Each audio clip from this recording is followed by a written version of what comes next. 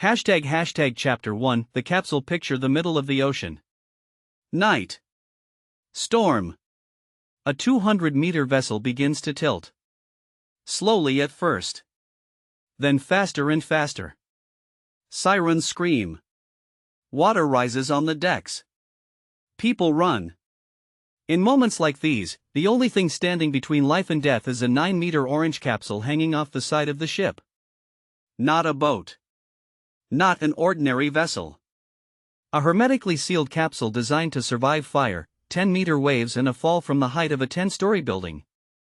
Today we go inside this capsule. We see exactly what is stored under the seats, inside the walls, in the sealed boxes that nobody opens until the very last moment. And we understand why every centimeter of this small space has been engineered to keep 30 people alive for weeks on end, in the middle of the most hostile surface on our planet. When people hear the words lifeboat, most imagine an open wooden boat with oars, like in old films. The reality is completely different. A modern lifeboat is a fully enclosed capsule built from fiberglass reinforced with epoxy resins.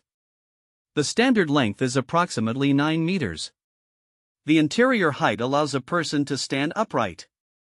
The total weight, with crew and supplies on board, exceeds 20 tons. The orange color is not aesthetic. It is functional. This specific shade remains visible from several kilometers away even in dense fog and is one of the few colors detectable by the thermal cameras of rescue helicopters. The rounded shape of the hull is not accidental. Every curve of the hull has been calculated to deflect waves rather than oppose them head-on. A boat with straight angles would capsize at the first large wave. The rounded capsule rolls with the wave and returns to normal position on its own. But the most important detail cannot be seen from the outside. All the heavy components, the diesel engine, the batteries, the fuel tanks, are mounted as low as possible, close to the keel. The upper part of the capsule is as light and as full of air as possible. This deliberate imbalance creates an extremely low center of gravity, making the capsule practically impossible to capsize permanently. Even if a wave turns it completely upside down, it rights itself within a few seconds. Hashtag Chapter 2 The materials. The first question anyone asks when they see a lifeboat is simple: why is it not made of metal? The answer is counterintuitive but logical. Metal, when subjected to violent impact, bends. And when it bends, it stays bent. A deformed metal door can no longer be opened. The people inside remain trapped. Reinforced fiberglass behaves differently. On impact, it absorbs the energy and partially returns to its original shape. The doors continue to function. People can get out. The second reason is temperature. In the event of a fire at sea, metal conducts heat directly inside. A metal capsule would become an oven. Fiberglass is an excellent thermal insulator. The third reason is buoyancy. Metal is dense. Fiberglass is light. Every kilogram saved from the structure of the capsule can be allocated to supplies, communication equipment, or drinking water. There is a widespread myth that fiberglass lifeboats deteriorate on contact with salt water over time. This is completely false. The modern resins used in construction are tested for immersion in salt water for 10 years without significant structural degradation. The same fiberglass with epoxy resins is used in the construction of military aircraft and research submarines. It is not a cheap material. It is a material chosen with precision because it does exactly what it needs to do. Hashtag Chapter 3 The launch. Now let us talk about the moment nobody wants to experience but for which the entire capsule has been designed. On modern vessels, lifeboats are mounted on inclined ramps at the stern of the ship. When the captain pulls the release lever, the capsule does not descend slowly on cables. It slides freely down the ramp and falls directly into the water. From the height of the upper deck of a large vessel, this fall is equivalent to jumping from the 10th floor of a building. The speed at impact with the water can exceed 40 kilometers per hour. The people inside, if not properly secured, would fly through the entire capsule on impact. Spinal fractures would be inevitable. This is precisely why the seats inside the capsule do not resemble ordinary seats. They are anatomical seats with 4-point harnesses, shoulders, hips, abdomen, and between the legs. Each passenger sits with their back to the direction of travel, exactly like passengers in military aircraft. This position distributes the force of impact uniformly across the back and shoulders of the person, not the spine. Survival manuals insist on a detail that seems minor but is critical: hands must be free at the moment of impact. The force is strong enough to break joints if a hand is fixed to something rigid. But impact with the water is not the end of the problem. It is the beginning. In the second the capsule hits the water, a large wave can turn it completely over. The people inside, secured in their harnesses, suddenly find themselves upside down, in darkness, with the engines stopped and water beginning to seep through the small openings of the ventilation system. This is the moment when the low center of gravity principle comes into action. The heavy engine, the heavy batteries, everything massive and dense, is mounted at the base of the capsule. The upper part is light and full of air. When the capsule is turned upside down, this difference in weight creates an enormous rotational torque that brings it back to its normal position. In laboratory tests, a completely overturned capsule rights itself in less than 6 seconds. 6 seconds in which the people inside are upside down in darkness, feeling cold water entering through the ventilation. And then the capsule rights itself. The engine starts. And someone has to take control. Chapter 4 The engine and propulsion. Under the floor of the capsule, protected by a hermetic metal cover, lies the heart of the entire system, a compact diesel engine of approximately 30 horsepower. 30 horsepower seems little. And it is little, compared to the engines of large vessels. But the purpose of this engine is not speed. It is survival. At 6 knots, approximately 11 kilometers per hour, the capsule can cover enough distance in 24 hours to exit the danger zone around the sinking vessel. A sinking ship creates powerful currents and, in some cases, underwater explosions when cold water meets hot boilers. Distance from the mother vessel is an absolute priority in the first hours. The fuel tanks are calculated for exactly 1 day of continuous operation. No more. The philosophy of the engineers is simple: if after 24 hours you have not exited the immediate danger zone, additional fuel will not save you anyway. There is a persistent myth that diesel engines freeze in Arctic waters and can no longer be started. This is false. The capsule engine is equipped with an electric fuel preheating system powered by batteries. Even at temperatures of -20 degrees, the system maintains the fuel at the temperature necessary for starting. The exhaust pipe poses a specific problem that engineers had to solve elegantly. If seawater enters the pipe during a large wave, the engine stops and cannot be restarted. The solution is a one-way valve mounted at the end of the exhaust pipe. The valve lets gases out but closes automatically when water pressure from outside tries to enter. It works just like a heart valve. When the fuel runs out, the capsule becomes a passive object drifting in the ocean. But this does not mean the survival systems stop. It means other resources come into play. Chapter 5 The fire. Now we talk about the scenario that few anticipate and which is, statistically, one of the most frequent dangers at sea. Fire on oil platforms or oil tankers. When a vessel carrying oil catches fire, the surface of the surrounding ocean is covered with a layer of burning fuel. The temperature above this layer can exceed 1000 degrees Celsius. A conventional open lifeboat would be destroyed in seconds. The people inside would die before they could row out of the fire zone. Engineers solved this problem with a system that few people know about: the external water spray system.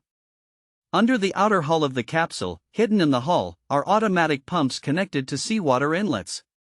When the system is activated, these pumps draw water from the ocean and spray it through dozens of small nozzles distributed across the entire outer surface of the capsule.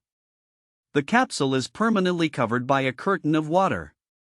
The water creates a thermal shield.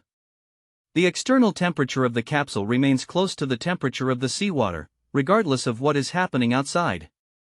The capsule passes through the fire zone as if protected by an invisible screen. There is a myth that the water evaporates instantly on the hot surface and the shield does not work. This ignores basic physics. The pumps supply water continuously, faster than it can evaporate.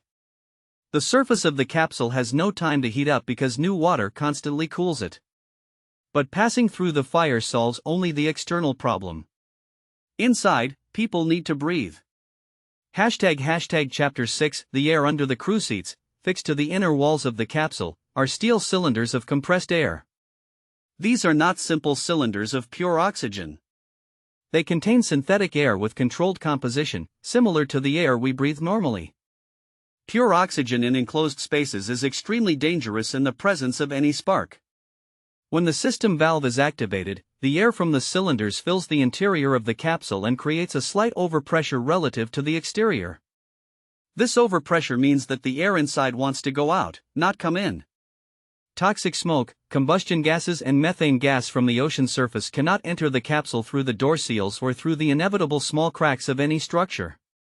The air reserve is calculated for 10 to 15 minutes of operation at full capacity. 15 minutes seems little. But at 6 knots, in 15 minutes the capsule covers almost 1.5 kilometers. Enough to exit any realistic fire zone on the ocean surface. Once out of the danger zone, the valve closes. Normal ventilation resumes air exchange with the outside. People breathe natural air again. Hashtag Chapter 7 The water. Now the capsule is safe. The fire is behind. The engine is running. But another battle begins, slower and harsher than fire. Long-term survival. The most valuable resource in the capsule is not the fuel and not the signal rockets. It is drinking water. The water reserve is stored in sealed pouches of multi-layer foil, similar to juice pouches for children. Each pouch contains approximately 125 milliliters. The daily ration per person is half a liter. But there is a protocol that surprises everyone on first reading. In the first 24 hours after launch, nobody receives water. The reason is physiological, not punitive. The human body, under normal conditions, can function without water for 24 hours without serious consequences. In the first hours after a shipwreck, adrenaline and shock mask the sensation of thirst. If people drink immediately from the reserve, they consume too much too quickly, out of panic, not out of real physiological necessity. By imposing a 24-hour pause, the body enters an internal economy mode. Metabolism adjusts. The real need for water decreases slightly. The reserve lasts longer. When the sealed pouches run out, an ingenious device comes into operation, the manual reverse osmosis pump. The osmosis pump is a cylinder with a manually operated piston. The sailor pumps with both hands, creating high pressure that forces seawater through a membrane with pores of molecular dimensions. Water molecules pass through. Salt ions do not pass. At the outlet flows drinking water. The production rate is small, approximately 1 liter per hour of intense pumping. But 1 liter per hour means that 2 people working in shifts can produce enough water for 30 people. The myth that you can drink seawater if you dilute it with fresh water is dangerous and false. Human kidneys cannot process salt concentrations higher than those in our blood. Any amount of seawater consumed increases the salt concentration in the body and accelerates dehydration. The person dies faster than if they had not drunk at all. Hashtag Chapter 8 The food hunger comes later than thirst. And it is easier to manage. Under the crew seats, in hermetically sealed plastic boxes, are the emergency rations. At first glance, these rations disappoint. They are rectangular yellowish bricks, vacuum-packed, that look and have the texture of a dry biscuit of inferior quality. The composition is wheat flour, vegetable fats, sugar. That is all. The absence of proteins from these rations is one of the most contradictory design decisions in survival equipment. And it is at the same time one of the best documented. The logic is purely biochemical. Digestion of proteins, meat, fish, legumes, requires water. The kidneys must eliminate the metabolic byproducts of proteins, especially urea, and for this they need water. In a survival situation where water is the rarest and most precious resource, feeding the crew with proteins would consume from the water reserve faster than it would produce useful energy. The simple carbohydrates in the sugar and flour bricks metabolize rapidly, provide immediate energy for the heart and brain, and leave no residues that require water for elimination. It is a choice that sacrifices taste, variety, and the feeling of fullness in favor of the pure mathematics of survival. Hashtag Chapter 9 The cold water in food address two of the four main threats to long-term survival. The third threat is temperature. The ocean is cold. Even in tropical zones, seawater has temperatures that can cause hypothermia within a few hours if a person is wet. And in northern waters, hypothermia can kill in less than 30 minutes. Inside the capsule, under the benches, are orange neoprene survival suits and survival bags made of metallized foil. The foil bags work on the thermos principle. The metallized foil reflects back toward the body up to 90% of the radiant heat emitted by the skin. Wind does not penetrate.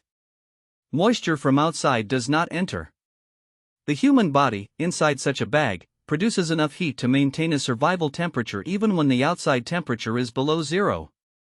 The emergency medical kit in the capsule contains tablets against seasickness, analgesics, compression bandages, antiseptics and scopolamine patches against chronic nausea.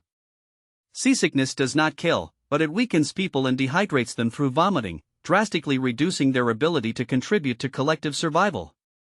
Hashtag Chapter 10 Signaling the capsule is floating. The people are alive. But nobody knows where they are. This is the moment when the communication and signaling systems come into action, and it is perhaps the most fascinating chapter in the entire equipment of a lifeboat. The first and most important device is the emergency radio beacon connected to the international COSPAS-SARSAT system. This beacon is a plastic box of approximately 30 centimeters, visibly mounted inside the capsule. On contact with water, it activates automatically. It can also be activated manually by anyone from the crew. Once activated, the beacon sends a coded signal on the frequency of 406 MHz directly to the COSPAS-SARSAT system satellites permanently orbiting Earth. The signal contains a unique identification code registered to the name of the missing vessel and the precise GPS coordinates of the capsule, updated every few minutes. Search and rescue coordination centers around the world receive these coordinates in less than 90 seconds from activation, regardless of where the capsule is on the ocean. The second electronic device is the radar transponder, known as SART. This does not communicate with satellites. It communicates with nearby vessels. The radar transponder permanently listens to the radar frequencies used by commercial vessels. When it detects a radar signal, it automatically responds with a counter signal. On the radar screen of the searching vessel, instead of a vague and hard to distinguish dot, a line of 12 bright dots arranged in series appears. This pattern is immediately recognized by any sailor as the signal of a lifeboat. The range of the radar transponder is approximately 30 kilometers. Any vessel passing within this range with its radar active, which is mandatory under international regulations, will see the signal. The third level of signaling is pyrotechnics. Under the captain's bench is a sealed container with parachute rockets, signal flares and orange smoke grenades. Parachute rockets are launched vertically and ascend to 300 meters height. At that level, a parachute opens that slows the descent and a magnesium light burns for approximately 40 seconds. The luminosity is sufficient to be seen from 30 kilometers horizontally and from aircraft flying at cruising altitude. Smoke grenades are for daytime use. They produce dense orange smoke, visible from several kilometers even in strong wind conditions, and are detectable by the thermal cameras of helicopters. There is a basic principle in the use of pyrotechnics that survival manuals emphasize constantly: you never launch a rocket or flare preventively, to mark your position, when there is no rescue vehicle visibly or audibly nearby. Every rocket launched uselessly is a permanently consumed resource. Pyrotechnics are activated exclusively when the silhouette of a vessel appears on the horizon or when the sound of helicopter or aircraft engines is heard. Hashtag Chapter 11 The SEA anchor. When the engine stops and the capsule enters drift, the problem is no longer propulsion. It is orientation. A drifting capsule that allows itself to be turned by waves moves sideways, with the hull directly exposed to the waves. This is the most dangerous position. Lateral waves can capsize the capsule or strike the lateral surfaces with maximum force, subjecting the structure to stresses it was not designed for. The solution is the sea anchor. The sea anchor looks nothing like an anchor. It is a cone of resistant textile material, with the large opening forward and the tip backward, tied to the bow of the capsule with a long cable. It is thrown into the water ahead of the capsule. The operating principle is simple but ingenious. The cone opposes the resistance of the water and breaks the bow of the capsule. The stern, lighter, is pushed by wind and waves. The capsule automatically orients with its bow into the wind and waves, which is the most stable position possible. This position reduces 3 times the probability of capsizing in severe storm conditions compared to free drift. Chapter 12 Psychology. There is a threat that technical manuals treat with more seriousness than one might expect: group psychology under conditions of prolonged isolation. Statistics from naval accidents show that in several documented situations, people in lifeboats with sufficient supplies for survival died due to disorganization, panic, or internal conflicts. Not due to hunger or thirst.